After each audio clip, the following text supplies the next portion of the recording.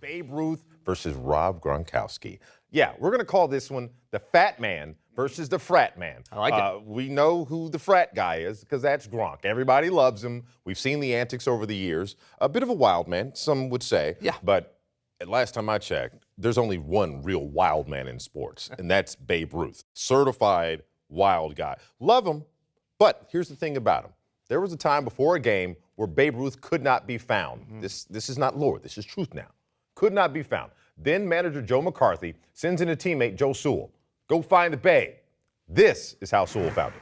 And sure enough, that's that Babe on his little old stool over there in front of his locker. He had his cap on, had his sweatshirt on, had his trousers on. If he'd pulled them up, the zipper would have been in the back. And I said to him, I said, hurry up, Babe. I said, the ball game's about to start. He said, oh, Babe will be out there. And so helped me, the first ball pitched, I forgot who was pitching, but the first ball pitched, he hit it a half a mile over the top of the stands. He hit it clean out of the ballpark. He didn't hit in the stand. So McCarthy looked around at me and he says, what are you going to do with a son of a gun like that? We know he would stay out all night long. He'd show up to games drunk.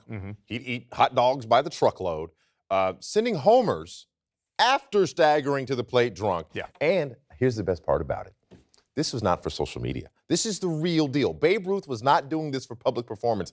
This was who he was. Yeah, I think that's the biggest part of all of this is that Babe Ruth was this guy. And he was able to perform at a very high level, at the highest level, even when he was a little bit incapacitated.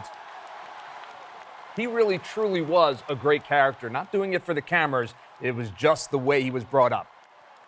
That said, let's give Gronk his due, because Gronk also very much a character. How about this? I happened to get my hands on one of his bar bills, him and his friends, out one night. How about $100,000 they dropped in one night? Not talking about food either, Wes. $100,000 on alcohol alone, except for the $8 they spent on the grapefruit juice. That's the kind of guy that Rob Gronkowski is, and he was rolling through life, and he's doing it just fine.